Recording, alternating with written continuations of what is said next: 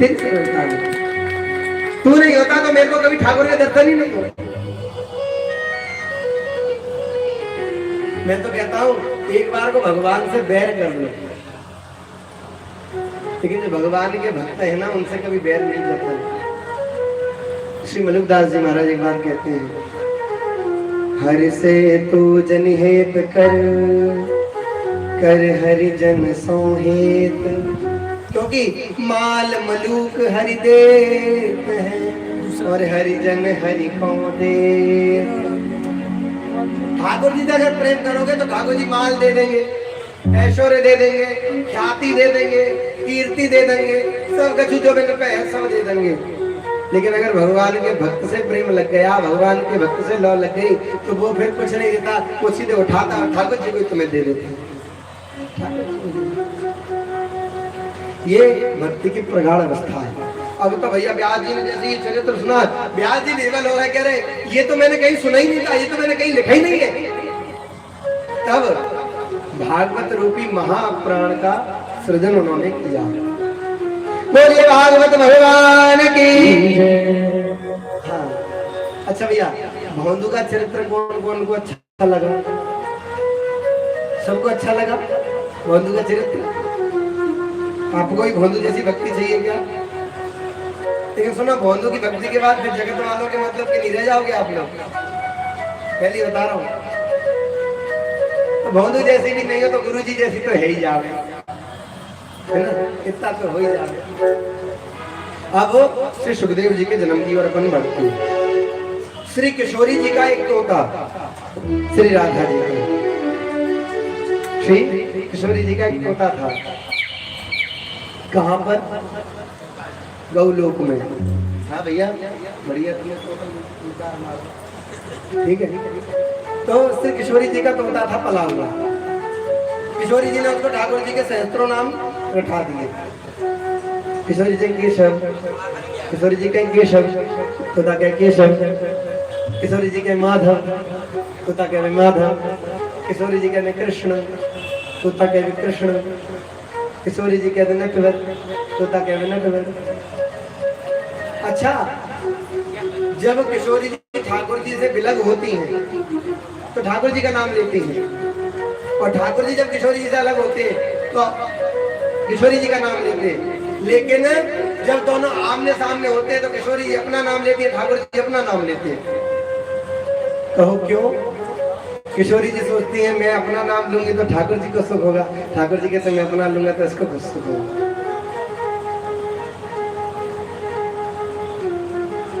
श्री स्वामिनी सिया जी हमारी,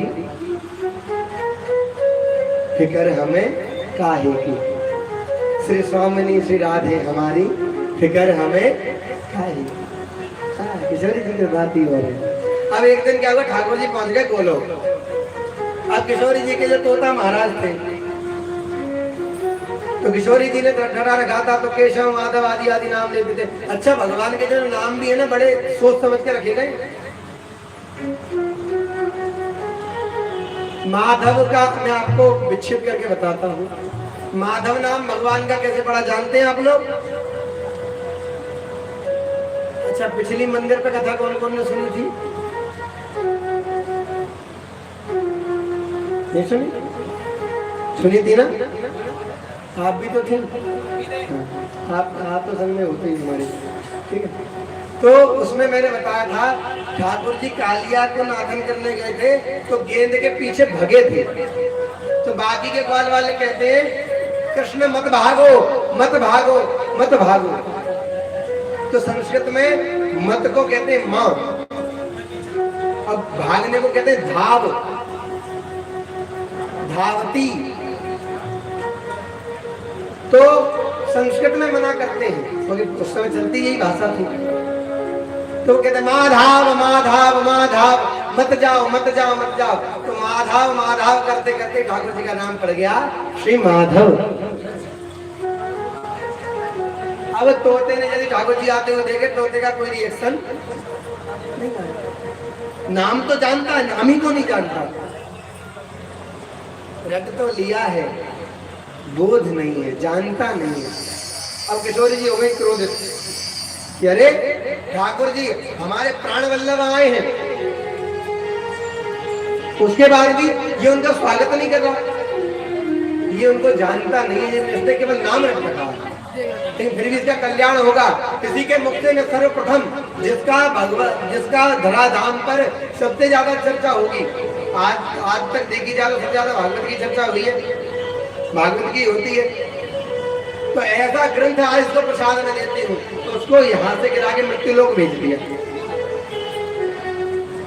क्योंकि देखिए नाम जानना सरल है, नामी को जानना कठिन है। कहो कहाँ लगी नाम बड़ाई, और राम न सकई नाम गुण गाई। अगर मान लो वो तोता कथा नहीं सीखता तो आज हम उसको पूजते नहीं पूजते। आज अगर कन्हैया कथा नहीं कहता तो कन्हैया को कोई पूछता नहीं पूछता। वास्तव में कह रहा हूँ, सही कह रहा हूँ, कोई नहीं पूछता। इस पर पूज्य गीतानंद जी का एक बहुत सुमधुर भजन है, उसको सुनकर फिर हम श्री सुखदेव जी का जन्म आज मनाएंगे। हमारी क्या गति है?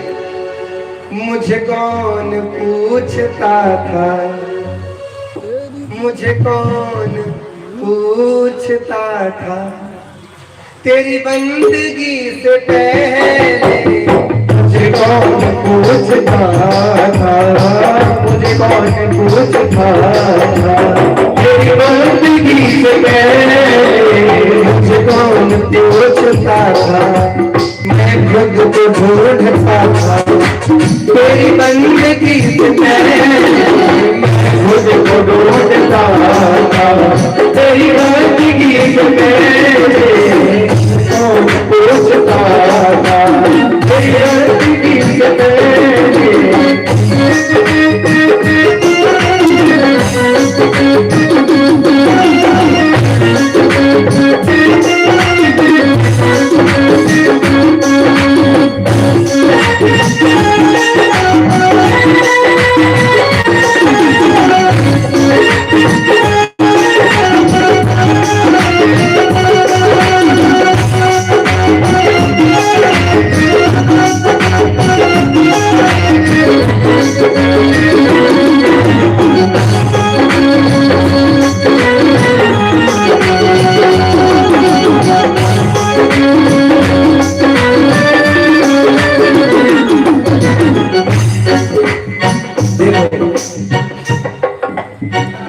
जब तक हम ठाकुर जी के नहीं थे तब तक हमारा हिसाब था सीप जैसा। सीप देखिए आप लोगों ने, सीप जानते हैं, जिसके अंदर मोती बनता है वो सीप। तो जब वो सीप खाली हो जाती है ना, तो गांव के जो बूढ़े पुराने होते हैं उसको जमीन पर रगड़ के खोखला कर लेते हैं, और खोखला करने के बाद उससे आम छीलते हैं। तो साधक कहता कि मैं खाली हो गया था, रगड़ाई होने वाली थी, इतने में ठाकुर जी आपने कृपा कर दी। मेरी जिंदगी थी ऐसी जैसे खाली सीप होती, मेरी जिंदगी थी ऐसी जैसे खाली सीप होती, मेरी बढ़ गई है कीमत, तुमने भर दिए मोती, मेरी बढ़ गई है कीमत, तुमने भर दिए मोती। मैं दर दर भटक रहा, मैं दर दर भटक रहा, तेरी बंदगी से पहले भटक रहा, तेरी बंदगी से पहले मैं तुझको ढूंढता था, मुझे कौन पूछता था, तेरी बंदगी से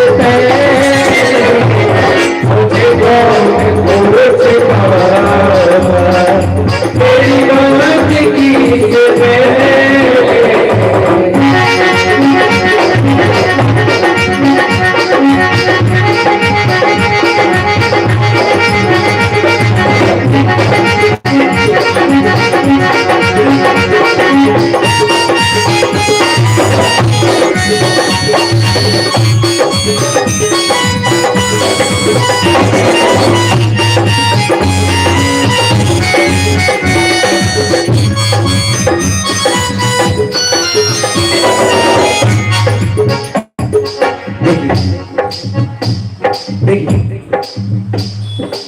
ठाकुर जी से जब प्रीत लग जाती है तो हमारा मोल बढ़ जाता है कि नहीं?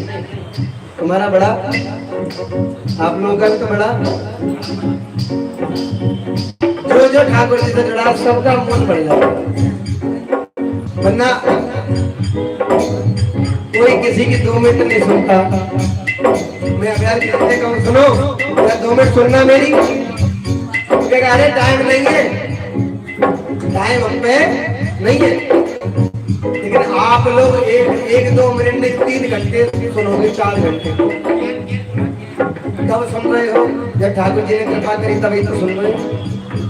तो आज सुखदेव जी पे भी कृपा हुई। इस पर एक बहुत सुंदर पंक्ति,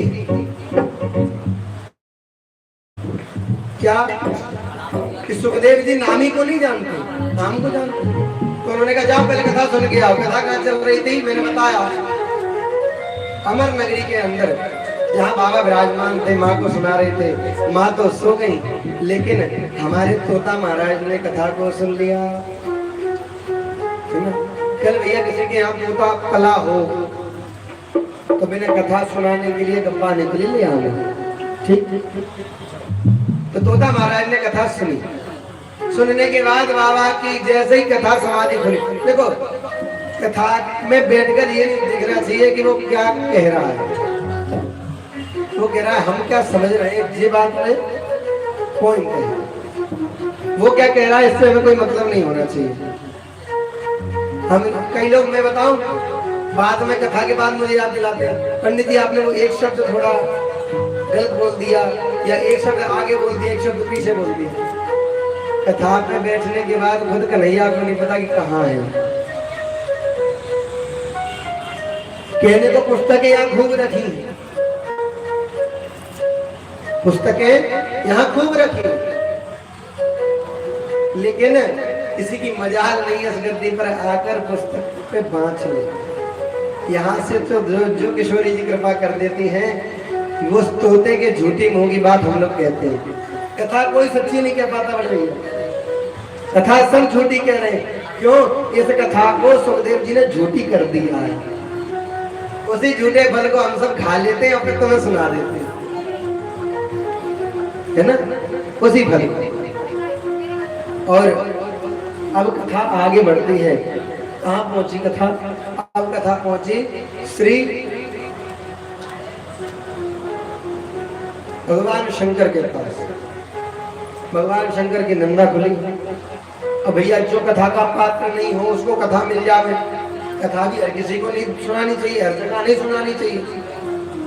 कथा सुपात्र को देखकर सुनानी चाहिए। सुपात्र को कथा सुनाओगे कथा का नाश, ठीक है? आप लोगों को क्या मची है कि इतनी धूप के अंदर आप लोग यहाँ आकर बैठे हो? कहीं ना कहीं तो ठाकुर जी ने कृपा करी होगी, वरना कोई नहीं आता, कोई नहीं आता। लेकिन हम चलकर घर से यहाँ तक आ पा रहे हैं, ये हम पे ठाकुर जी की विशेष कृपा है। और जिनके द्वारे है रही है उनकी और विशेष कृपा है, उन पे और विशेष कृपा है।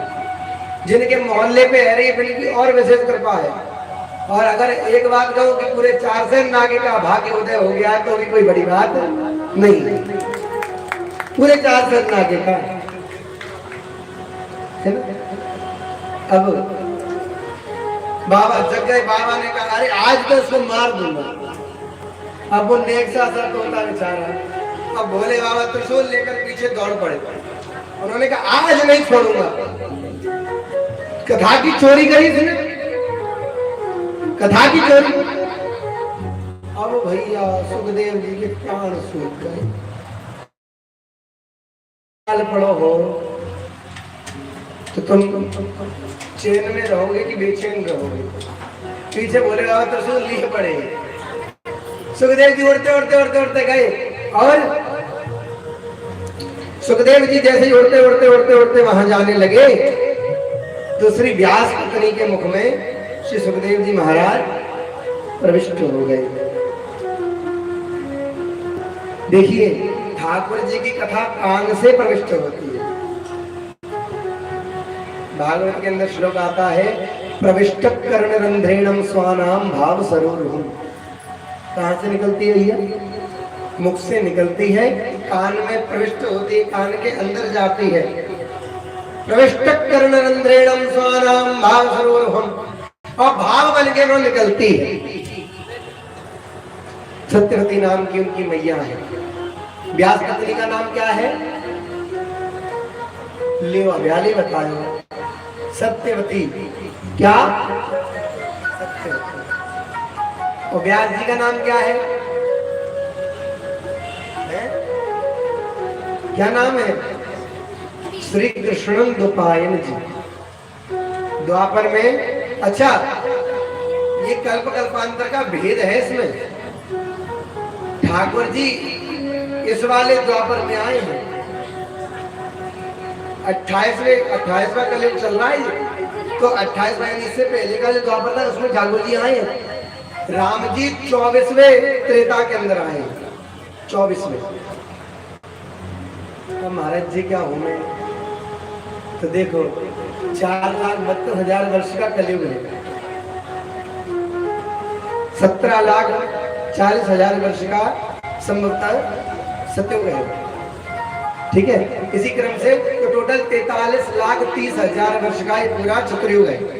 जब ये चतुर्युग 72 बार बीतता है तो एक मनवंतर होता है, और जब ऐसे मनवंतर 72 बार बीतते तब जाके एक कल्प होता है, और जब 2 कल्प बीतते तब जाके ब्रह्मा जी एक दिन पूरा कर पाते हैं, और जब ब्रह्मा जी 100 वर्ष पूरे करते तब जाकर श्री नारायण भगवान पलक झपकते हैं। अब बताइए ये स्वरूप है क्या? और मैं बताऊं, अब तुम कहोगे रे तू तो अभी पैदा भयो, तो कैसे पता कि 28वां है, 24वां है, 23वां है, कौन सा? तो संतों ने एक व्यवस्था बनाई है, हमारे ऋषि मुनियों ने एक व्यवस्था बनाई है जिसे हम लोग कहते हैं संकल्प। कितने लोग जानते हैं संकल्प? है ना, हम लोग कथा का संकल्प करते हैं तो उसमें एक शब्द बोलते हैं पंडित महाराज, अष्टाविंश वसस्तमे कलियुगे कलि प्रथम चरणे जम्बूद्वीपे भारतवर्षे भरतखंडे आर्यावतांत गते। अष्टाविंश वसस्तमे मतलब 28वां, कलियुगे कलयुग, प्रथम चरणे प्रथम चरण,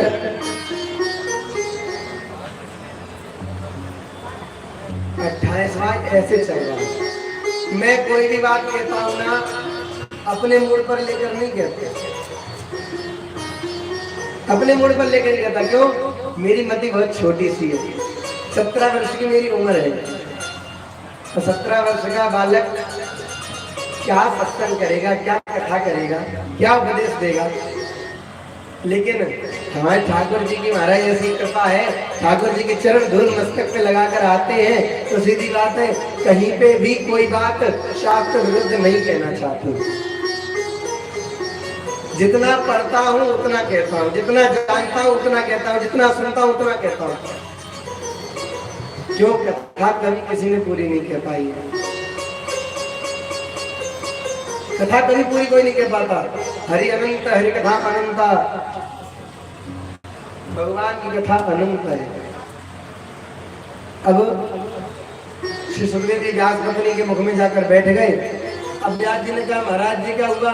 वो कह रहे इस तोते ने अमर कथा सुन ली है। व्यास जी इस तोते ने अमर कथा सुन ली है, आज तो मैं इसे मार कर ही तुम लूंगा। गर्भ पर प्रहार करने जा रहे थे, बाबा ने कहा नहीं, गर्भ पर हत्या नहीं करनी चाहिए, गर्भ में हत्या। आजकल के लोग भ्रूण हत्या करते हैं, सबसे बड़ा पाप है। भोले बाबा तक डर गए कि भैया ये पाप नहीं हो जावे, ये पाप हम पे नहीं हो जाए। बाबा ने कहा इसको निकलने दो, निकलते ही मार दूंगा।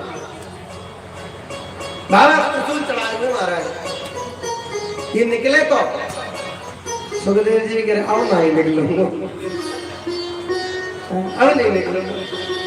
सुखदेव जी माँ के गर्भ में बंद कर बैठ गए, बंद कर बैठ गए। 12 साल हो गए, लोग 9 महीने में निकले आते हैं गर्भ से, 9 महीना नहीं झेल पाते, लेकिन उस अमर कथा के बल पर, उस भगवान की परम चर्चा के बल पर श्री सुखदेव जी 12 वर्ष के होकर निकले। अब वो भी कब निकले? जब व्यास जी ने शिव जी भगवान शंकर से प्रार्थना करी कि बाबा आप जान मत मारिए, वरना ये बैठा ही रहेगा, निकलेगा ही नहीं।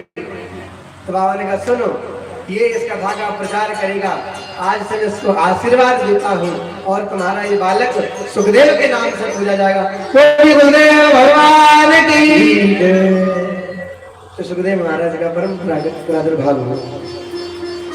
सुखदेव जी अब कथा में आ गए। तो सुखदेव जी कथा में आ गए।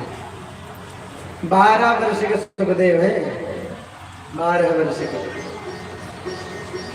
अब थोड़ी सी चर्चा आती है हमारे यहाँ महाभारत की। इसके अंदर कथा के अंदर महाभारत का थोड़ा सा संक्षिप्त वर्णन है। लोग कहते हैं महाभारत घर में रखनी नहीं चाहिए, क्यों? बात कलेश होता है। मैं तो कहता हूँ अगर कोई पढ़ने वाला हो तो जरूर रखनी चाहिए। पूछो क्यों? कम से कम एक आदमी तो उसमें विदा रहेगा, तो एक तो कम कलेशी होगा घर में, क्योंकि हमारे घर में खुद दरिद्र है, हमारे घर में ऐसा कोई कलेश भी नहीं है। उसको रखकर पूजना नहीं है, उसको रखकर पढ़ना है। कुछ चीजें तो वो होती है जिन्हें कहकर सुनना चाहिए, सुनकर कहना चाहिए, और कुछ चीजें ऐसी होती है जिन्हें सुनकर नहीं करना चाहिए। कुछ को तो सुनकर करना चाहिए, कुछ को सुनकर नहीं करना चाहिए।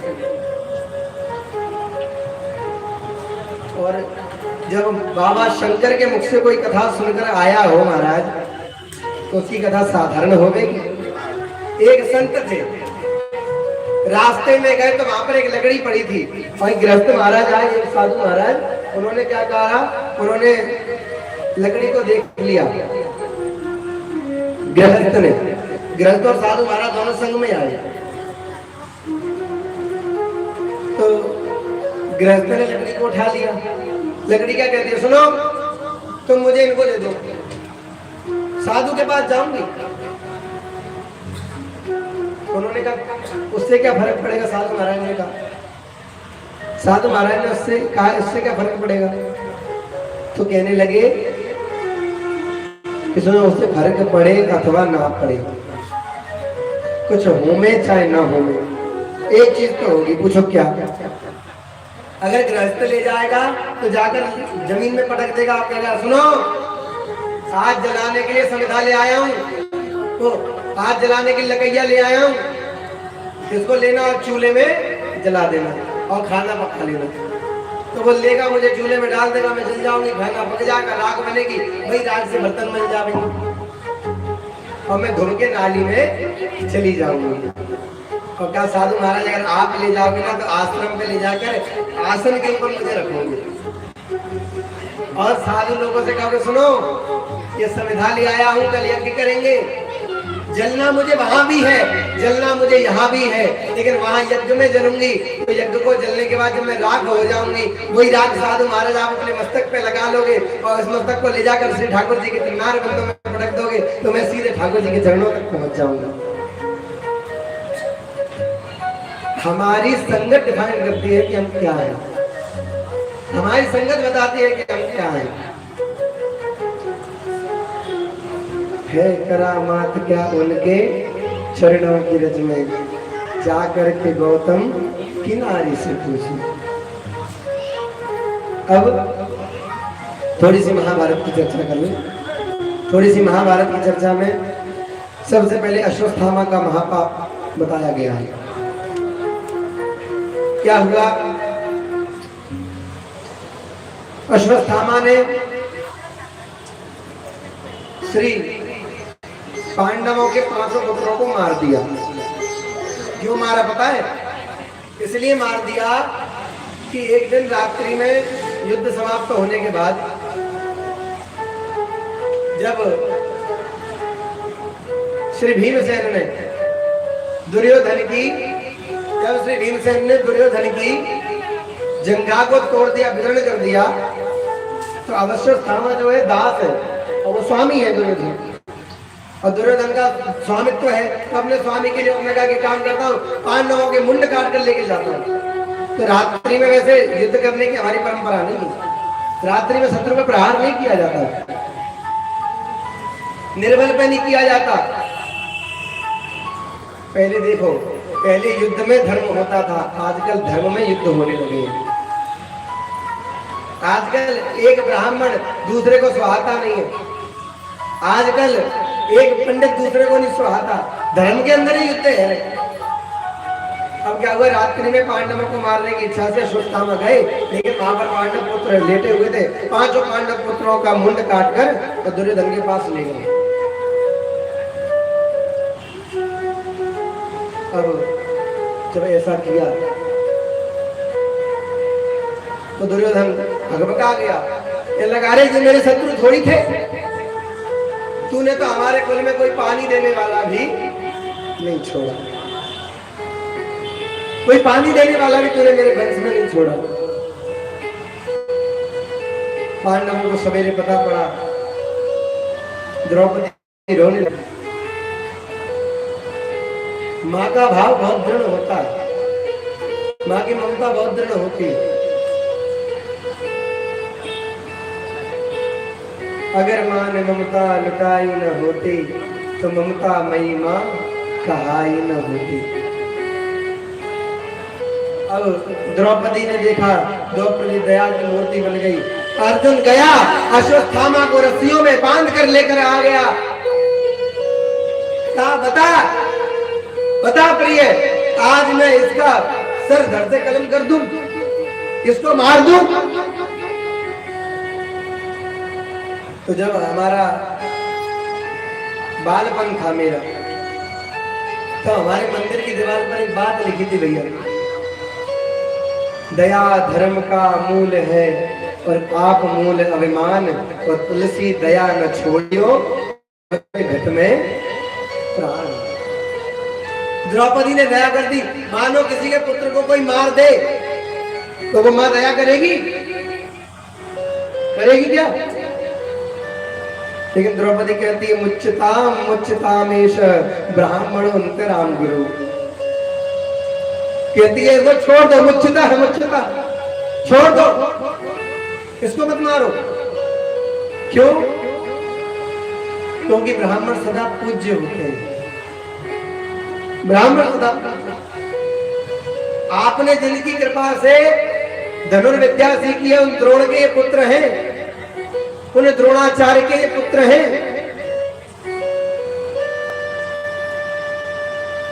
सारहस्यो धनुर्वेदा सभी सर्गत्व सुनते संयम। जिनकी कृपा से आपने धनुर्विद्या सीखी है, ये उन्हीं के पुत्र हैं।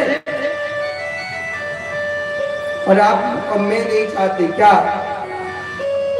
कि आज ये द्रोण ही आपके सामने द्रोण पुत्र बन के खड़े हैं, अपने गुरु की आप हत्या करते। और फिर दूसरी बात सोची जावे, आज जैसे मैं दुखी हूं, मैं अपने पांचों पुत्रों को त्याग चुकी हूं, खो चुकी हूं, माम रोदस्य जननी गौतमी मत नहीं होता। आज आपकी गुरु मां गौतमी अगर ऐसे रोएगी तो मुझसे अपराध हो जाएगा, इसको छोड़ दो। इतने में हमारे जो ठाकुर जी महाराज बड़े कर्ले पॉलिटिशियन है, वो भी राजनेता है, उन्होंने कहा सुनो, ब्रह्म बंधन हरकृत्य आता ताई बदाहरण। कहते ब्राह्मण को नहीं मानना चाहिए, ऐसा शास्त्र कहते, लेकिन आता ताई को छोड़ना भी नहीं चाहिए। आता ताई को छोड़ना भी नहीं चाहिए। कोई आपके साथ गलत करे उसको क्षमा भी नहीं करना चाहिए। क्षमा एक हद तक होती है, एक हद के बाद वो क्षमा कायरता में बदल जाती है। अब का एक काम करो, तुम तो कुछ मत करो, इसकी मस्तक में मणि है, उस मणि को निकाल लो और इसको छोड़ दो। उस मणि के निकलने के बाद अश्वत्थामा बड़ा व्याकुल हो गया, और व्याकुल होकर उसने पता बहुत नीच कार्य किया। हमारी कोई गलती हो जावे और उसके बाद अगर हम अपनी गलती ना मानकर हम अपनी गलती ना मानकर फिर प्रतिशोध लेने जाए तो हमसे बड़ा मूर्ख नहीं है, हमसे बड़ा मूर्ख नहीं है। अपनी गलती नहीं मानी और सीधे अश्वत्थामा की पत्नी, वो अभिमन्यु की पत्नी उत्तरा के गर्भ में वज्र का संधान कर दिया। अब उत्तरा किसी के अनावृत नहीं रही, उत्तरा ने कुछ नहीं किया। जो ठाकुर जी 18वें अध्याय में कहते 66वें श्लोक में, यू विल चेक, आप जाकर चेक कर सकते हो कि गीता जी के अंदर 18वें अध्याय में पूरी गीता सुनाने के बाद मेरे गिरिराज जी एक ही बात कहते हैं, क्या पता है? सर्वधर्मान परित्यज्य मामेकं शरणं व्रज अहं त्वां सर्व पापेभ्यो मोक्षायसे मा शुचि। कहते हैं सर्वधर्मान परित्यज्य, सब धर्मों को छोड़कर केवल मेरी शरण में आ जा। श्री राघवेंद्र सरकार कहते हैं, आए शरण तजो नहीं ताही, कोटि बेप्रद लागे जाए। आए शरण तजो नहीं ताही, कोटि बेप्रद नहीं ताही।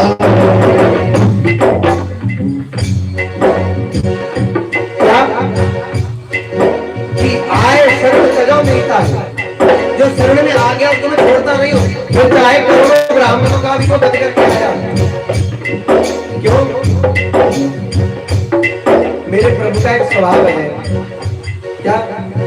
सरल स्वभाव मन कटिलाई, सरल स्वभाव मन कटिलाई, सरल स्वभाव मन कुटिलाई, सरल स्वभाव मन कुटिलाई।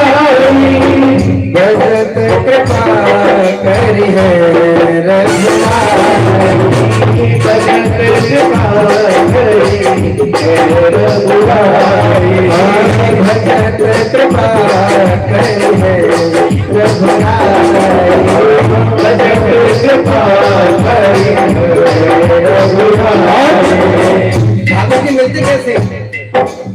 कैसे मिलेंगे? मिले रघुपति मिले अनुरागा, मिले रघुपति मिले अनुरागा, मिले रघुपति मिले अनुरागा, मिले रघुपति मिले अनुरागा। दिए जोग जप ज्ञान विरागा, दिए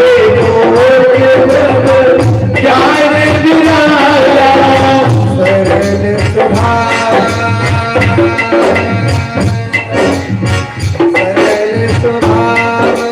मन कुटिलाई, सरल स्वभाव मन कुटिलाई, सरल स्वभाव मन कुटिलाई, सरल स्वभाव मन कुटिलाई। भगत कृपा करी है रघुराई, भगत कृपा करी है रघुराई। मैं ठाकुर जी मिलेंगे कैसे? निर्मल मन जन सो महिमा, निर्मल जन सो महिमा, निर्मल मन जन सो महिमा, निर्मल मन जन सो महिमा। मोहि कपट छल छे द्रंगवा, मोहि कपट छल छे द्रंगवा, मोहि कपट छल छे द्रंगवा, मोहि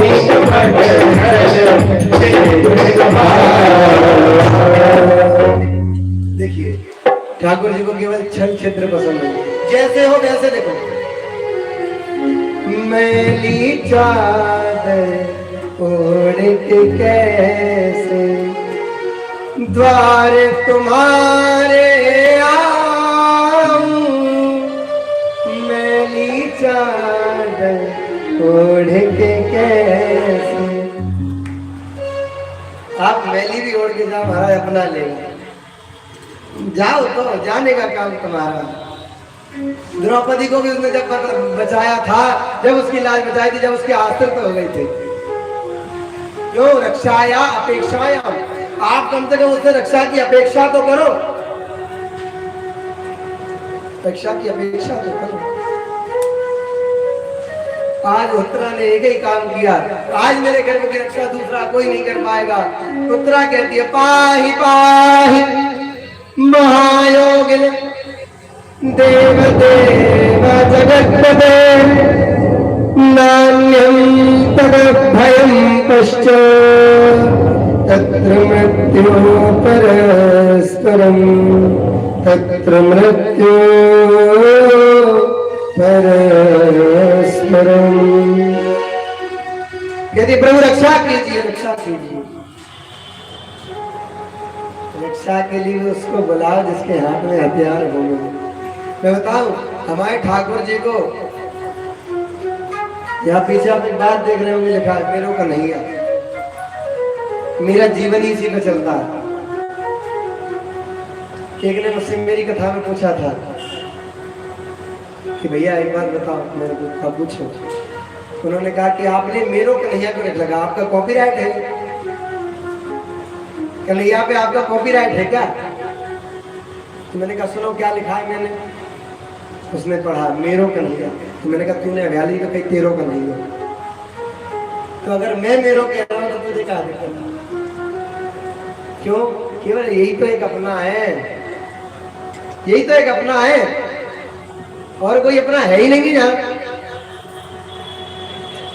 और मेरे ठाकुर जी ने जैसे ही उत्तरा ने आवाज लगाई, ठाकुर जी अंगुष्ठ के बल पे आकर और गर्भ के अंदर प्रविष्ट कर गए, अंगुष्ठ के समान होकर भगवान गर्भ में प्रविष्ट कर गए। गर्भ के ऊपर एक अनावृत बना दिया।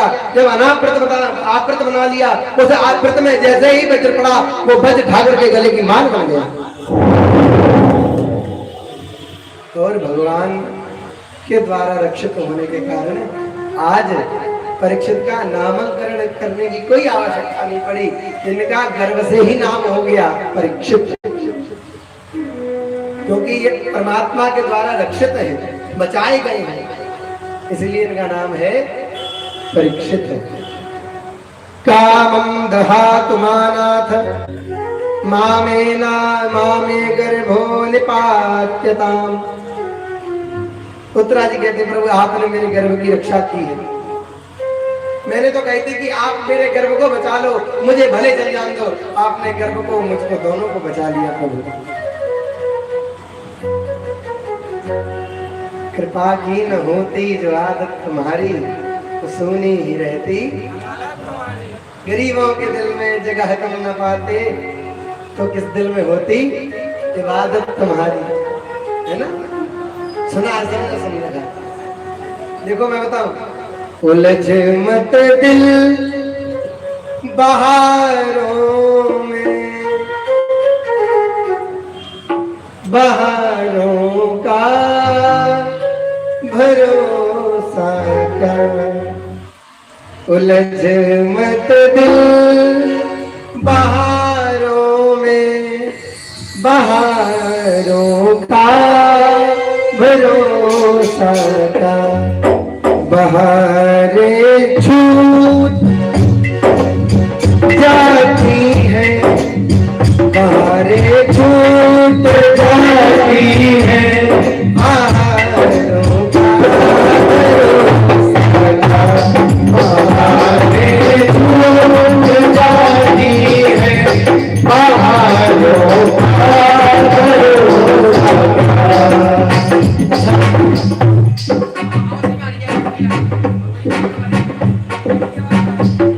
पलट मत दिल पलक मत दिल सहारों में, पलक मत दिल सहारों में, पलक मत दिल किनारों में, पलक मत दिल किनारों में, किनारों का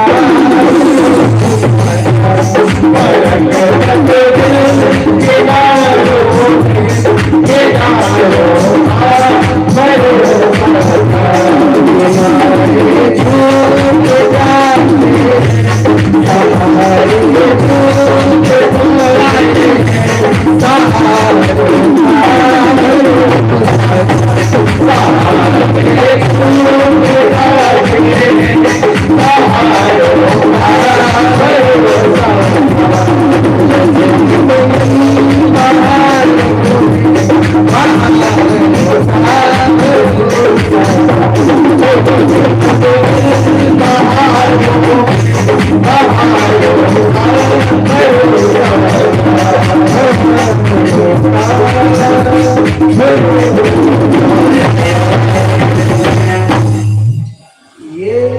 बहारों में, ये सहारों में, ये किनारों में नहीं रुकना है, डूबना है।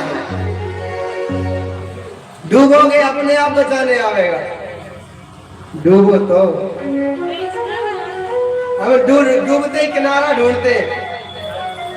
द्रौपदी जब तक अपने चीर को पकड़ी रखी तब तक गोविंद नहीं आए। जब द्रौपदी ने निश्चय कर लिया कि चीर जाने ही वाला है, ये चीर मुझ पे बचेगा नहीं, उसने कहा ले गोविंद। महाराज दुशासन खींचते खींचते मर गया। मेरा श्याम चीर के रूप में प्रकट हो गया और वो चीर खींच नहीं पाया, वो चीर खींच नहीं पाया। सहारे छूट जाते सहारों का भरोसा था। मेरा एक बहुत पुराना गीत है, मेरा एक बहुत पुराना गीत है, शायद सुना भी नहीं होगा आपने। लागी तोरी मोरी बाजी सवरिया, बाजी भी लगानी है हमारा तो बातें लगाई जावे तब आनंद आवे।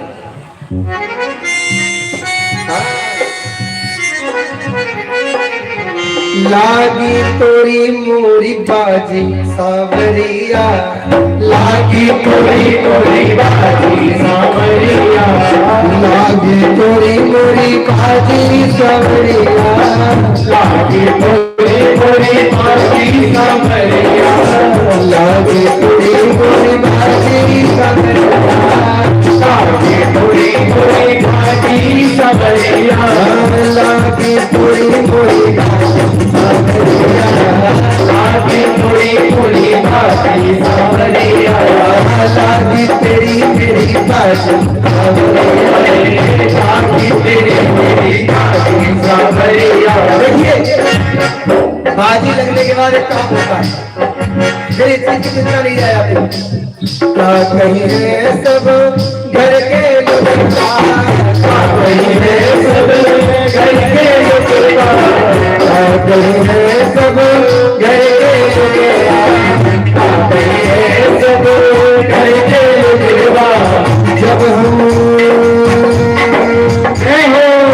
जब हम तोहरा पे राजी सावरिया, लागी तोरी मोरी बाजी सावरिया, लागी तोरी मोरी बाजी सावरिया, जब हम तोहरा पे राजी सावरिया,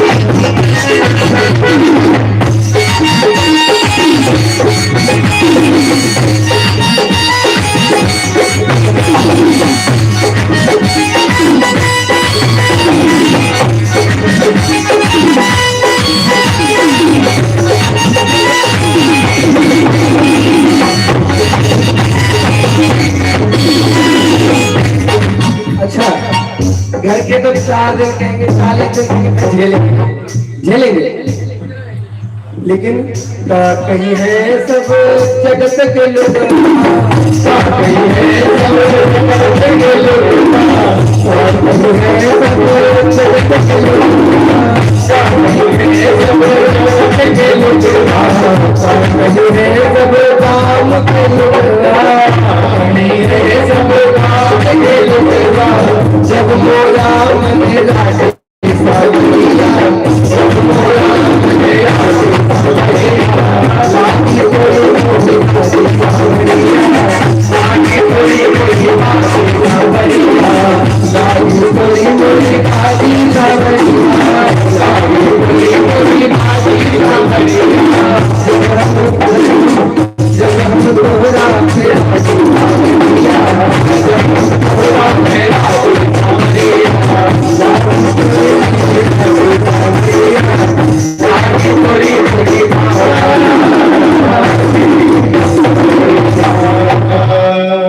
तो देखिए ऐसे तो हुआ अश्वत्थामा का मान मर्दन, उत्तरा के गर्भ की इच्छा हुई, परीक्षित के जन्म की कथा अंत में विश्राम में सुनेंगे।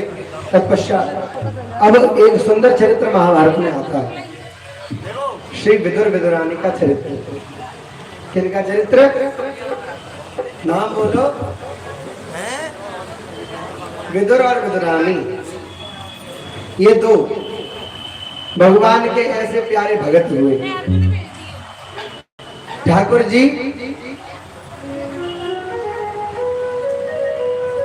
राजा हैं, विदुर सभागार है, सभा की व्यवस्था को देखते हैं, लेकिन ठाकुर जी में विदुर जी की बड़ी निष्ठा है। तो अब सीधी बात है, मंत्री जी निकल के जामे या कोई नेताजी प्रधानमंत्री निकल के जामे, अब तुम्हें तो लग रहा है कि हम बाहर जाके मेरे दर्शन कर लें, बहुत है, और वो तुम्हारे घर के अंदर आ जाए तो तुम्हारी खुशी का ठिकाना रहेगा? या वो मात्र तुमसे कह दे कि सुनो लला, सुनो लली, हम तुम्हारे यहाँ कल आवेंगे, कल आवेंगे, तो भैया उस व्यक्ति की फिर खुशी बताई नहीं जा सकती। बताई जा सकती है क्या? तो फिर क्या हुआ? ठाकुर जी ने एक दिन विदुर जी से कह दिया, अब हम आपके यहाँ एक दिन निमंत्रण में आएंगे, हमारे कन्हैया को न्योता देने की आवश्यकता नहीं, अपना खुद ही मान लेता है कि हम आवेंगे। तो विदुर जी राजसभा में गए थे, केवल विदुरानी मैया थे, केवल विदुरानी मैया वहां विराजमान थी, और वो भी स्नान कर रही थी। अब ठाकुर जी को उनके दरबारे आ जाए, हमारा दरबार भान रहे तो चीज को मैंने लिए जैसे तैसे अपने ओर आड़ के, और ठाकुर जी को लेने के लिए बाहर गए। ठाकुर जी लाइन, तो आदमी ठाकुर जी बिठाता है सीधे पटा पे, बिन्ने पलटे उल्टे पे, बिन्ने पलटे हुए पटे पे ठाकुर जी बिठाई, ठाकुर जी बैठे हुए, ऐसे ही बिठावे वारो, ऐसे ही बैठे वारो। अब कहा कि अभी तो घर में कोई व्यवस्था नहीं बन पाई है, हम सामग्री लेने ही गए थे विदुर जी, तो तब तक केला धरे केला खा लो, साग धरे हुए साग खा लो। तो उन्होंने कहा ठीक है, एक काम करो, आप छील छील के मुक्कू देते जाओ। अब विदुरानी भी प्रेम में तो सब बावले जाते हैं, प्रेम की बात जमाने से निराली देखी, प्रेम में फलती फूलती जिंदगानी थी। अब प्रेम के अंदर क्या होता है, सब भान भूल जाते हैं।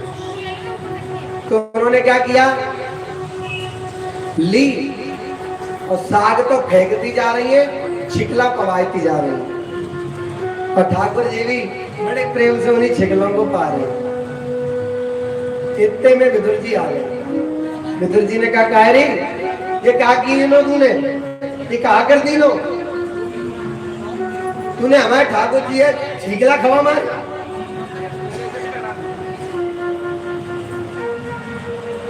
तो वहां पर एक संत एक बहुत प्यारा भाव कहते हैं कि बाने खवा न हमारे ठाकुर ने खाए मारे। क्यों? छीकले दरिद्रता बताते हैं। अब किसी के यहाँ पे डलिया में छीकले धरे हुए, तुम कहोगे अरे यार इनके यहाँ खाने को नहीं, छीकला धरे हुए है ना। तो ठाकुर जी ने कहा सुन, माल माल में तेरे यहाँ पटकता जा रहा हूँ, और छीकला अपने दांतों के द्वारा चबा के भस्म कर दे रहा हूँ। सबसे ऊंची प्रेम सगाई। प्रेम सगाई क्या है? दुर्योधन की मेवा त्यागे। दुर्योधन उसी दिन दुर्योधन ने भी उसी दिन दुर्योधन ने भी भगवान का निमंत्रण किया था, 56 भोग बनाए थे। लेकिन दुर्योधन की मेवा त्यागे साध के दूर घर आई सबसे ऊंची प्रेम सगाई। सबसे ऊंची प्रेम सगाई। सबसे ऊंची प्रेम सगाई। सबसे ऊंची प्रेम सगाई। झूठे फल शबरी के खाए। झूठे फल शबरी के खाए। झूठे फल शबरी के खाए। झूठे फल शबरी के खाए। बहुते स्वाद बताई सबसे प्रेम सगाई। सबसे प्रेम सगाई। सबसे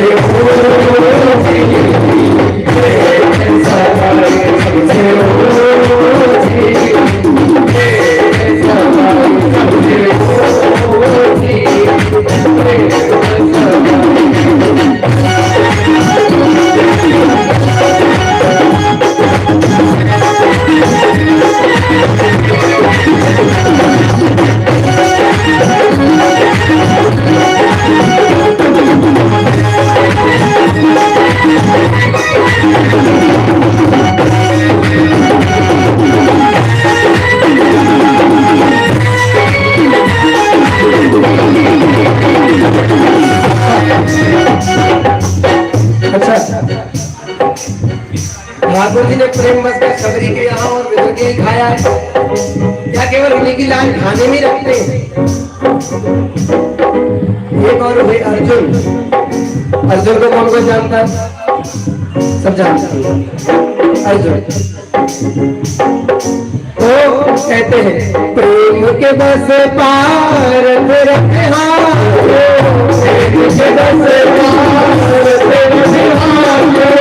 प्रेम के बस पार रखे हाथ। प्रेम के बस पार रखे हाथ। भूल गए सबसे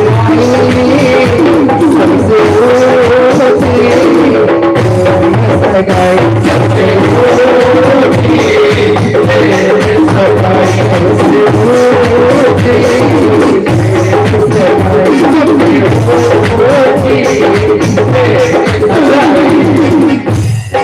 ठाकुर जी केवल छलिया नहीं है। ठाकुर जी केवल मक्खन लीला नहीं करते। जानते हो कन्हैया क्या है? आजकल लोग कहते कन्हैया तो छलिया है, कन्हैया तो रसिया है, ये है वो है। तुम जानते ही नहीं कृष्ण क्या है? जो सर्वसामर्थ्य होने के बाद भी सारथी बना हुआ वो मेरा कृष्ण है। जिस पर सुदर्शन होने के बाद भी बंसी पकड़ता वो मेरा कृष्ण है। आपके पास कोई पावर आ जाए तुम दिखाई बिना मानोगे नहीं महाराज। तुम दिखाई बिना मानोगे नहीं। उस पर तो इतनी बड़ी सुदर्शनी चक्र है, फिर भी वो क्या करता है? बंसी बजाता है महाराज। बंसी बजाता है। और जो एक डाली पर शीश काट सकता था, जो एक डाली पर मार सकता है, वो 100 डाली सुनता है। ऐसा मेरा ठाकुर है। ऐसा कन्हैया है। कन्हैया को तुम लोग क्या जानो? कन्हैया को हम लोग क्या जाने? प्रेम के बस पार रखे रखे प्रेम के बस पार रखे रखे प्रेम के बस पार रखे रखे प्रेम के बस पार रखे रखे भूल गए बुराई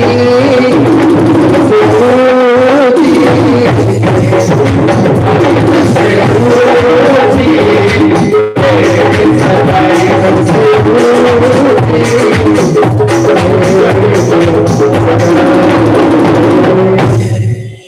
देखो ये पद जो है सूरदास जी का भजन नहीं है, पद है, ठीक। अब माँ कुंती का प्रसंग आता है इसके अंदर। कुंती मैया को कौन कौन जानता है? सब जानते हैं, मुझसे ज्यादा कथा जानते हैं, यहाँ तो सब बड़ी गड़बड़ है, तो कोई बात नहीं। लेकिन कुंती मैया से मेरा एक पर्सनल अटैचमेंट है। क्यों? मेरी कथा में अगर मुझे वास्तव में कोई प्रोत्साहन मिला, कोई करुणा मिली, कोई दया मिली, तो वो मेरी बुआ से मिली। मेरी एक आध बुआएं नहीं है। आप लोग विचार कर रहे हो कि कोई एक आध बुआ की मैं बात कर रहा हूँ। 4 शहर नाके पे जितनी भी है ये सब हमारी बुआ है। एक आध दो ही ताई है केवल, एक आध ही 2 बच्ची है बस, बाकी सब नहीं हमारी बुआ है। तो कुंती मैया बुआ है, इनकी बुआ है कन्हैया की। सही बात है, कन्हैया की। तो अब ठाकुर जी जाने लगे, ठाकुर जी जाने लगे तो अब किसी से मन लग जावे तो बातें कैसे कह दी जावे? तू जा, बातें कह सकते हो क्या तुम? एक काम करो, अब जाओ, अब आपका समय हो गया। आप ऐसा कह सकते हो कि आपका समय हो गया? आपने नहीं कह पाओगे। लेकिन कभी कभी क्या होता है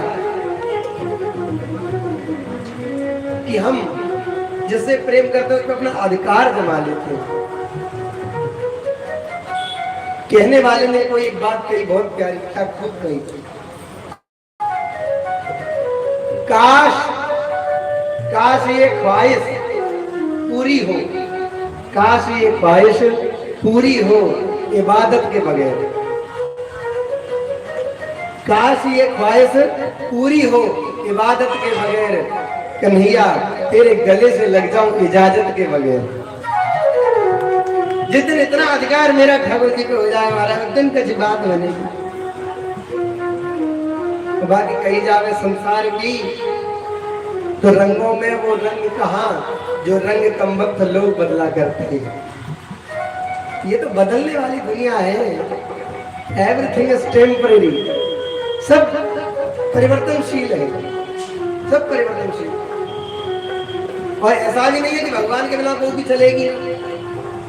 अब हम हैं, अब हम कल हमारे गिरिराज जी के पास नहीं जा पाए, कल हम दर्शन नहीं कर पाए, तो ऐसा नहीं है कि हम जी नहीं पाए। ऐसा नहीं है कि दिन नहीं गुजरता और रात नहीं होती। ऐसा नहीं है कि दिन नहीं गुजरता और रात नहीं होती। बस सब अधूरा अधूरा सा लगता है, बस सब अधूरा अधूरा सा लगता है जब तुमसे मुलाकात नहीं होती, जब तुमसे मुलाकात नहीं होती। हाँ, और मैं बताऊं, उसके बिना रह भी लेते लेकिन रहा भी नहीं जाता। यही प्रेम है, यही। और अब ठाकुर ने लगे तो कुंती मैया ने एक बात कही कि लाला जाए रहो, कैसे देखे ना जावे। वैसे तो अगर हो सके तो तू जा ही मत, यहीं बैठ। तो कहा कि बुआ जाना तो पड़ेगा, जो आया है वो जाएगा। आता नहीं तो नहीं जाता, आया हूं इसलिए जा रहा। तो मेरी माँ एक बात बहुत प्यारी कुंती मैया कहती है, सब लोगों को मन में मान लेना चाहिए। हम ठाकुर जी से कहते ठाकुर जी ऐसा है जावे, हम कहे ठाकुर जी ऐसा है जावे, लेकिन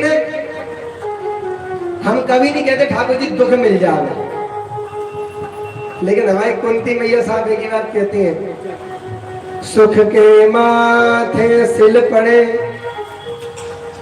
जो श्याम हृदय से जाए, श्याम हृदय से जाए, बलिहारी बात खन की जो पल पल या नाम रटाए। माँ कुंती ने पता है क्या मांगा? क्या मांगा?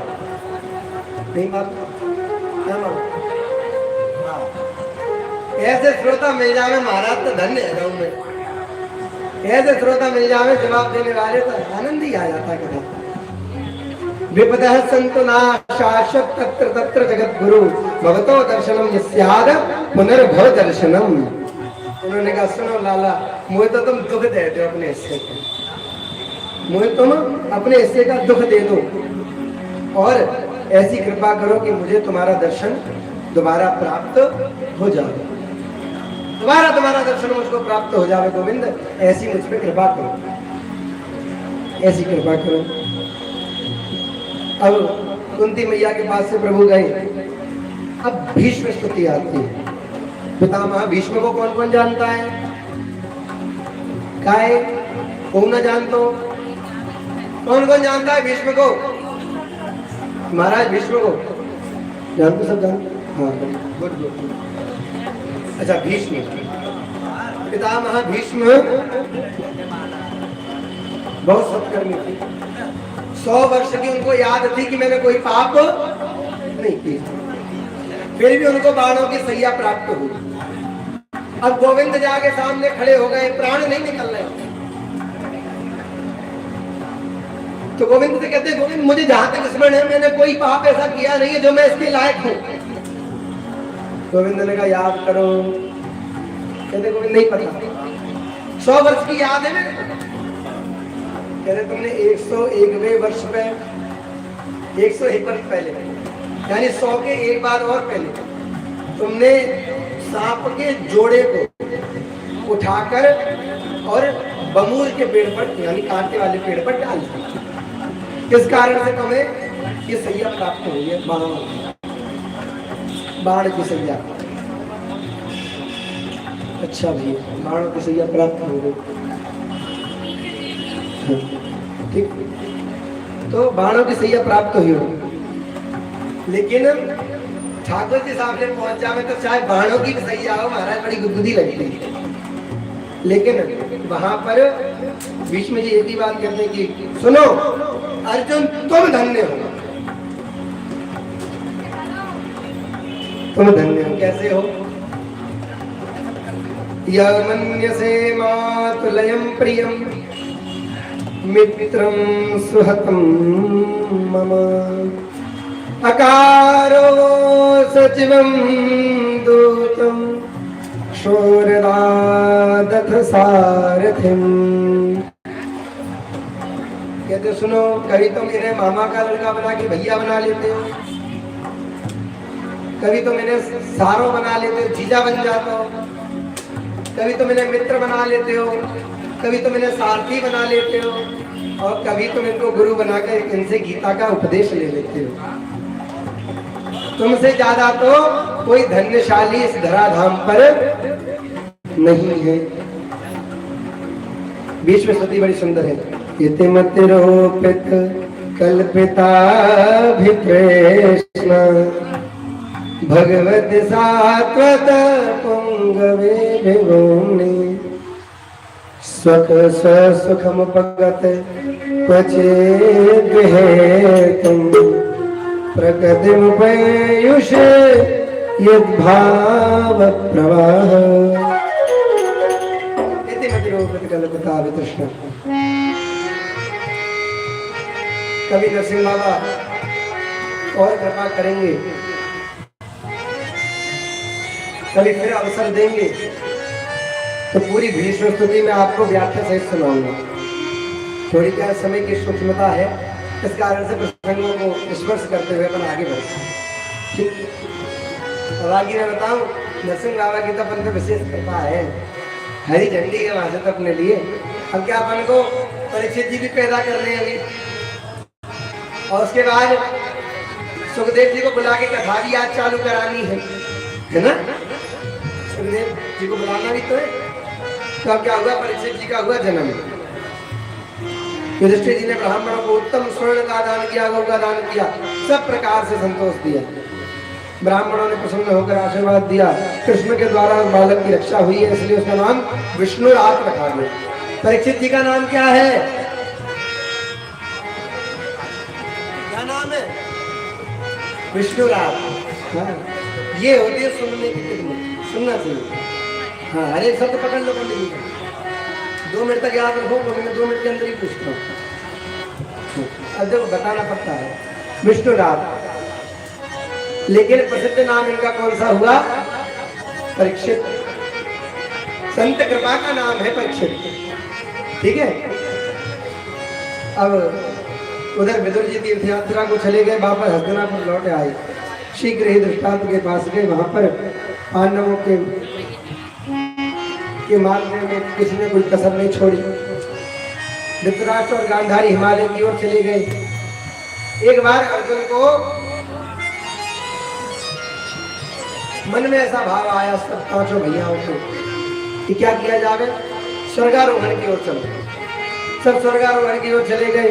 पूरी जो गद्दी थी किसको सौंप गए? छोटे से परीक्षित। अभी बेचारा ज्यादा बड़ा नहीं, छोटा सा परीक्षित। राजगद्दी पे विराजमान कर दिया परीक्षित को।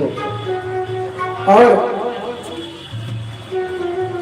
परीक्षित भी बड़ा कुशल राज करने लगा, सब जगह सुनने लगा कि अरे मेरे पिता अभिमन्यु ऐसे थे, मेरे पिता अभिमन्यु ऐसे थे, मेरे पिता अभिमन्यु ऐसे थे। तो जब पुत्र पिता की जहाँ पे भी तारीफ सुनता है वहाँ प्रफुल्लित हो जाता है, और जहाँ पिता पुत्र की तारीफ सुनता है तो वो प्रफुल्लित हो जाता है। देखो मैं तो आप सबका बालक हूँ ना, इतनी मधुर मेरी वाणी है, मैं इतनी मधुर कथा कह पाता हूँ। लेकिन मैं तो एक बात जानता हूँ, जब बालक करे तो तरी बाता, सुनत मुदित मन पितु अरु माता।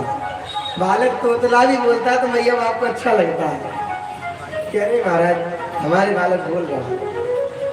आगे ठाकुर जी का बड़ा प्यारा चरित्र है इसी बात पे, 7वें दिन की कथा में बंद सुन लो।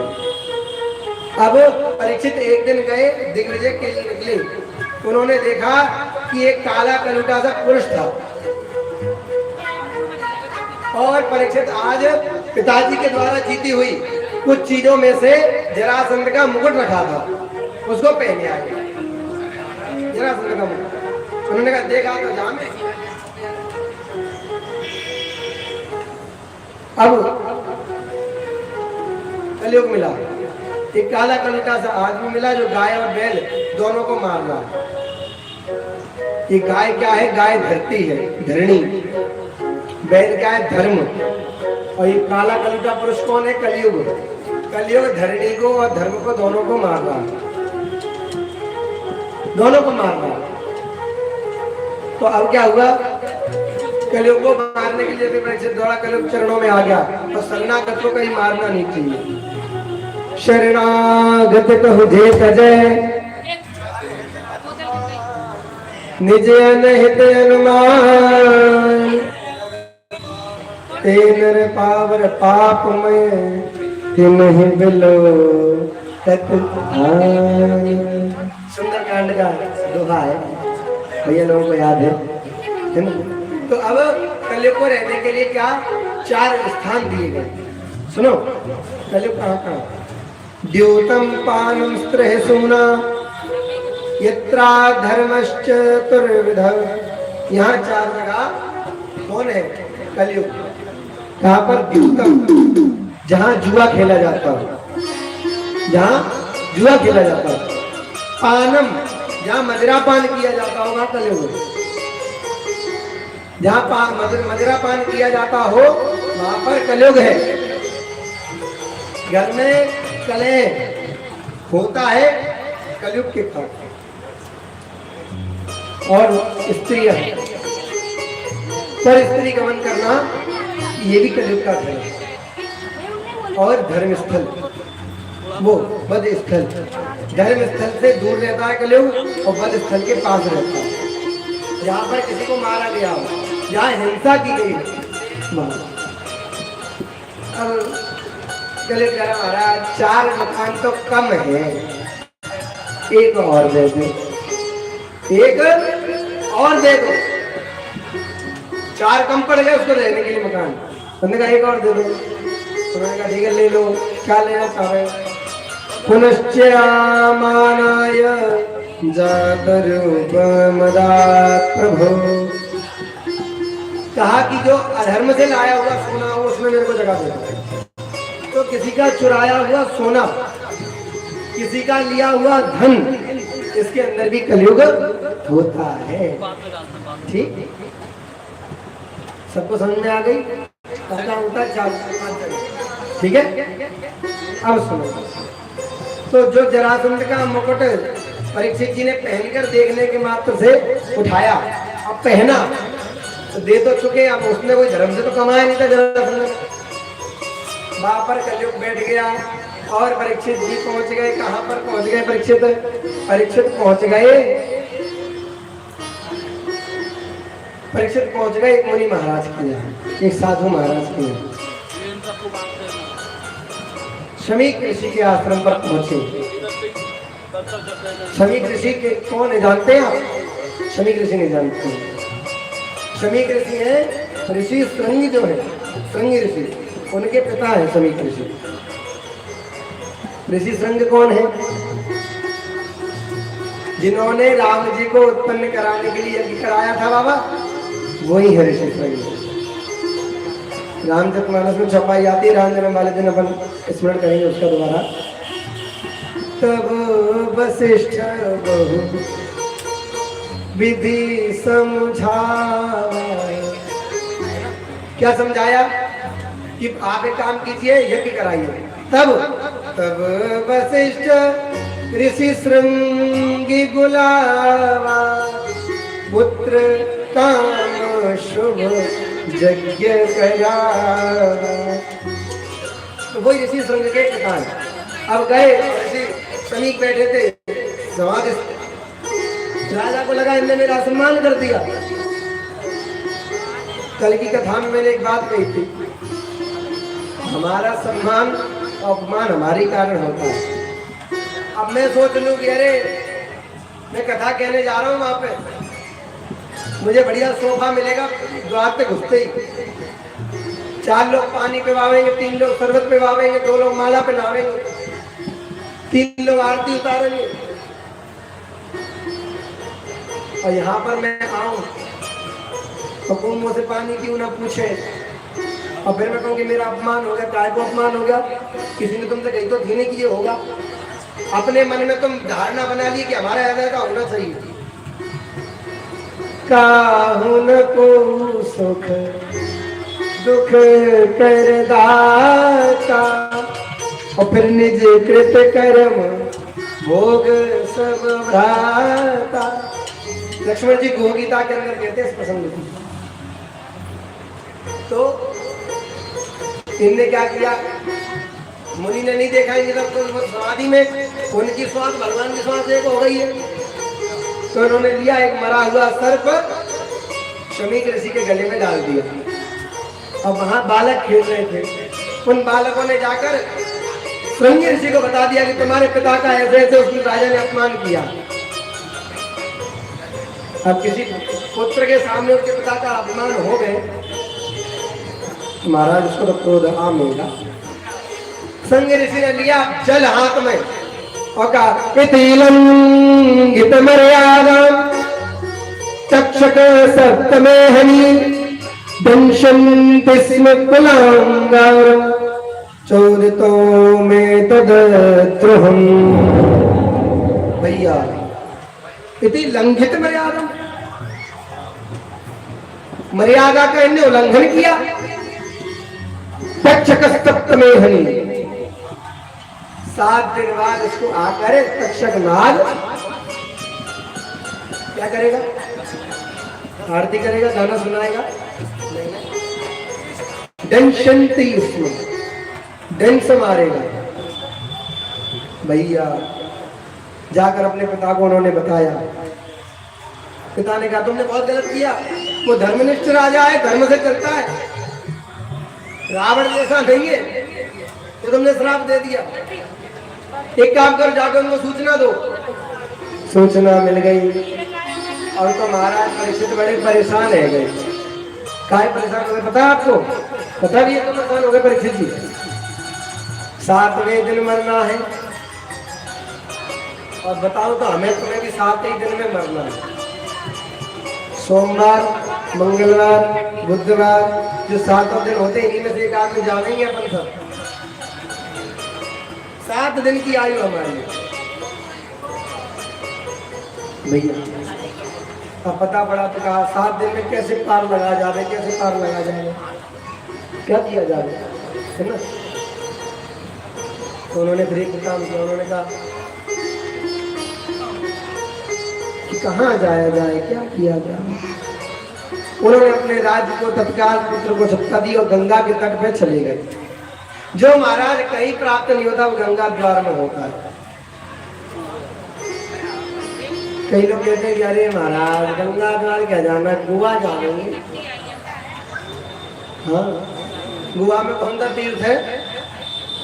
राम जी आए थे कि कन्हैया? क्या भोले बाबा का कोई तीर्थ है?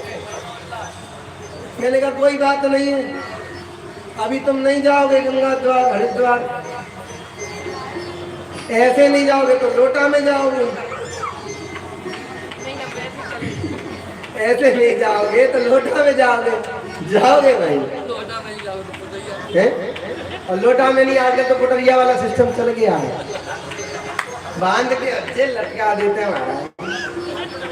हाँ लाल लाल भाई आज ही देखो रंगो बड़ा याद करके आया। गंगा के द्वार पे जाकर बैठ गए, सबरे ऋषियों को बुला लिया।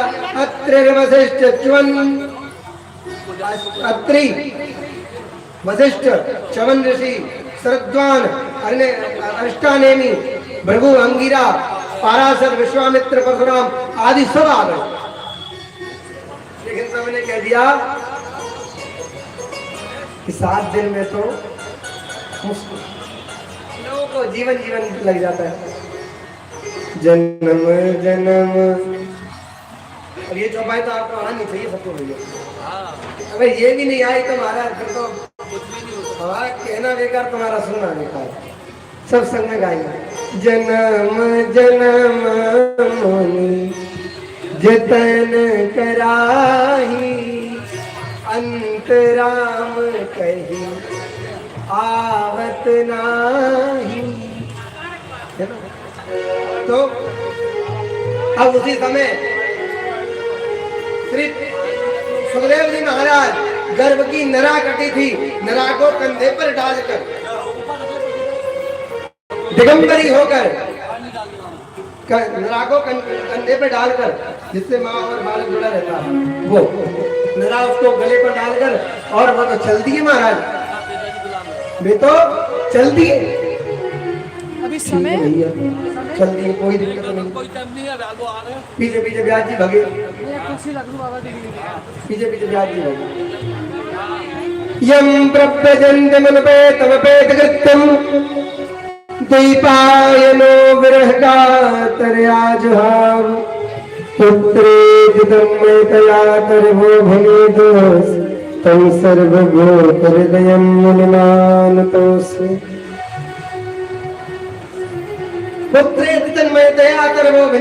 पुत्र के बेवल इतने बेवल हो गए कि वृक्ष कहने लगे सुनो वो तो अवधूत है। उस सभा में लेख से ज्यादा नहीं 16 वर्ष कही गई है आयु। कई लोग 12 वर्ष की बताते हैं, तो अष्टमी लिखा है ना, कई लोग 12 वर्ष की बताते हैं, लेकिन मुख्यतः 16 मैंने सुनी पड़ी है। 16 वर्ष की आयु में, और हमने भी पहली कथा 16 वर्ष की ही आयु में कही थी।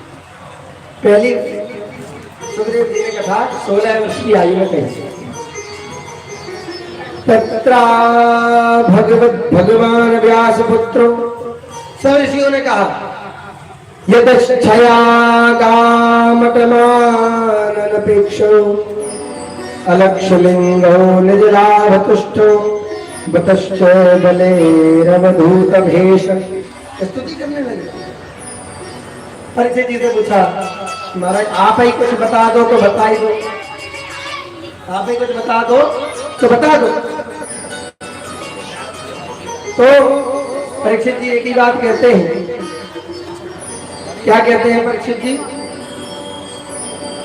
परीक्षित जी एक ही बात कहते हैं कि प्रभु आप मेरा कल्याण कर दो, चाहे इन केन प्रकार कैसे भी कर दो, आप मेरा कल्याण कर दो। तो परीक्षित जी महाराज क्या कहते हैं? वो सुखदेव जी महाराज परीक्षित जी से क्या कहते हैं पता है? सुन 7 दिन तो बहुत है,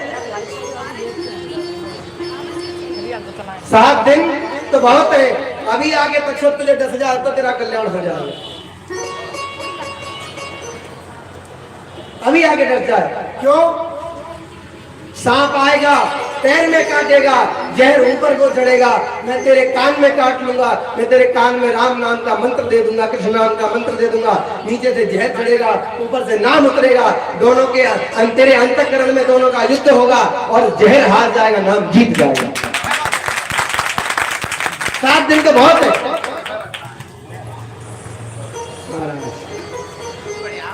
7 दिन तो बहुत है। नीचे से जहर चढ़ेगा, ऊपर से नाम उतरेगा, दोनों का भीषण युद्ध होगा, पर जहर हार जाएगा, नाम जीत जाएगा, तेरा कल्याण हो जाएगा। लेकिन अब ये मत सोच, अब ये सोच 7 दिन में जिसके लिए तेरी आंखें अभी तक तरस रही है वो मिल पाएगा कि नहीं? अब वो ऐसे मिलेगा जैसे मैं बता रहा हूँ। वो कब मिलेगा? वो जब ही मिलेगा जब हमारी संतों में निष्ठा होगी, हमारी भक्तों में निष्ठा होगी। आज जब मैं बताऊं, परीक्षित जी के पास सुखदेव जी आए हैं, तो उनका स्वागत करते हुए गीत गुनगुनाते हुए क्या कहते हैं? आज के दिवस की मैं जाऊं बलिहारा, मेरे घर आया राजा राम जी का प्यारा। आज के दिवस की मैं बलिहारा, मेरे घर आया राम जी का प्यारा। आज के दिवस की जाऊं बलिहारा, जाओ बलिहारा, मेरे घर आया राजा राम जी का प्यारा। आज के दिवस की जाओ बलिहारा, जाओ बलिहारा, मेरे घर आया राजा राम जी का प्यारा।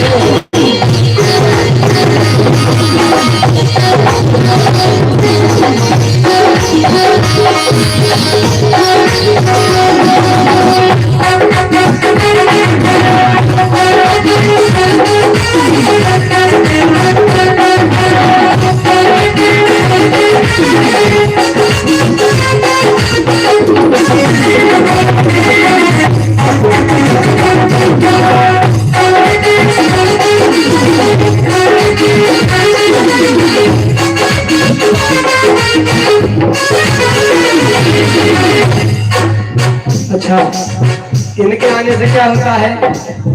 आंगन भवन भयो अतिपावन, आंगन भवन भयो अतिपावन, आंगन भवन भयो अतिपावन, आंगन हरिजन बैठे हरि यश गावन, हरिजन बैठे हरि यश गावन,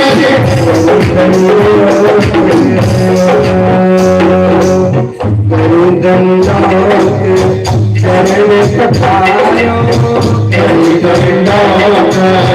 चरण पठायो, तन मन धन संतन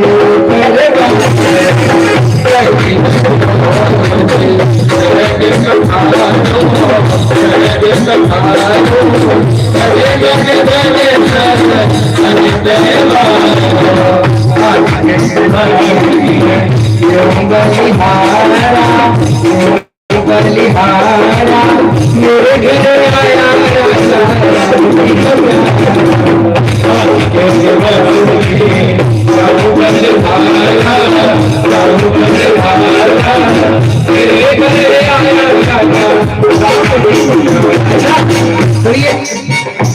किसी तो मुझे भजन याद आया,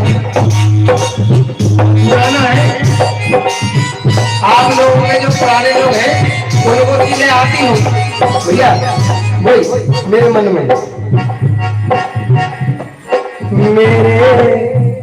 में तो यही होता संभल को देखो आवता मेरे मन में तो यही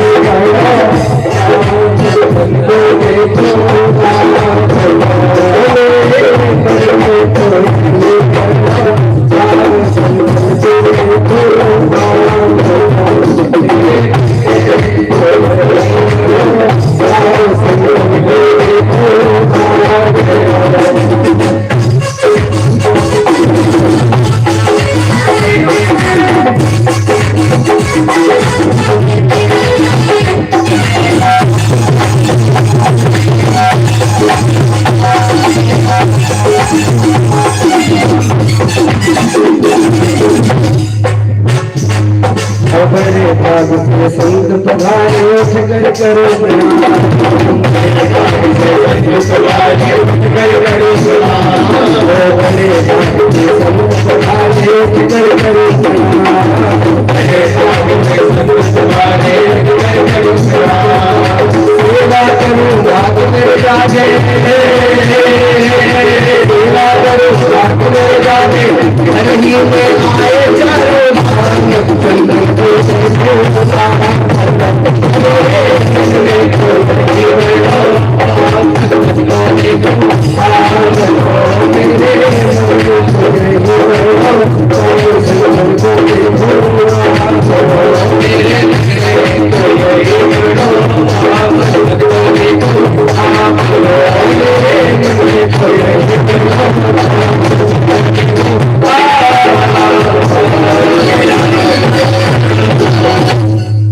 संत भगवंत महाराज की जय।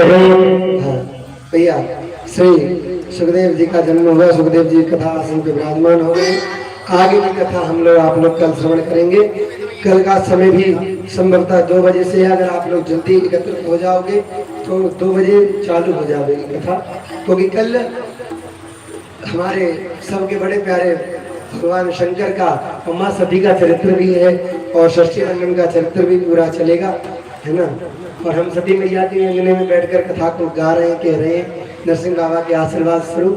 तो सब लोग आरती की ओर बढ़ेंगे। हरे राम राम राम सीता राम राम राम, हरे राम राम राम सीता राम राम राम, हरे राम राम राम सीता राम राम राम, हरे राम राम राम सीता राम राम राम, हरे राम राम राम सीता राम राम, हरे राम राम राम सीता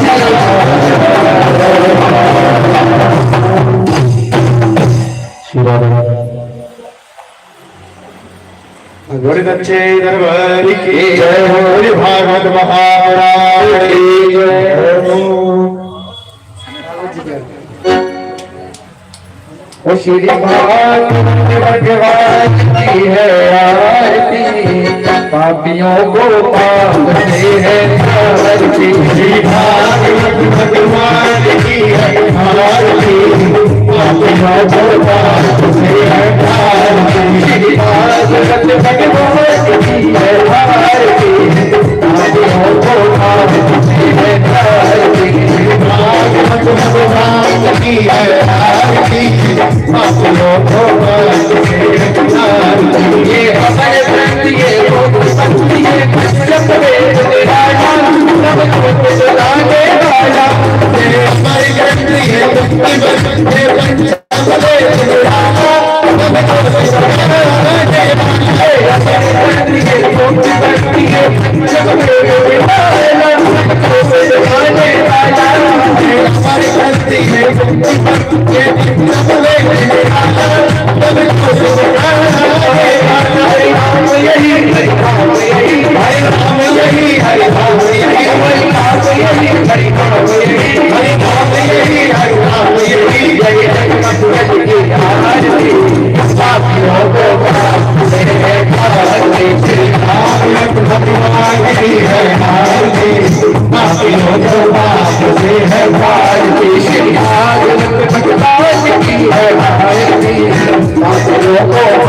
की है आरती भगवान की है आरती पापियों को पाप से हटाती ये शांति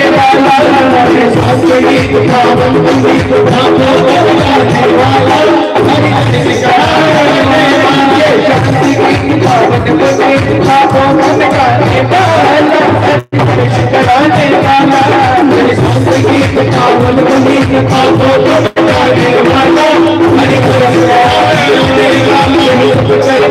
बढ़ाने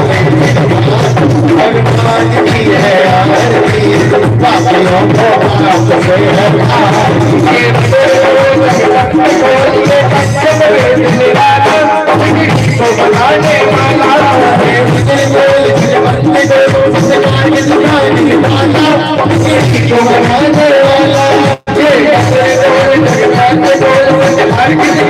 ये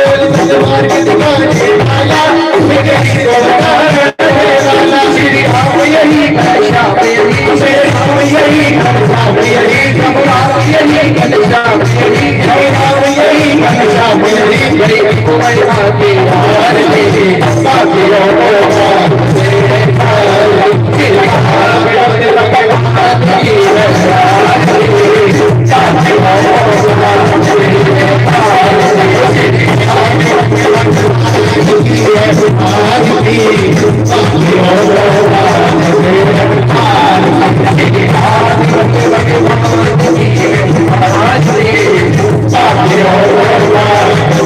बलि पापों को मिटाने वाला हरि भक्ति बढ़ाने वाला ये शांति पावन बलि पापों को मिटाने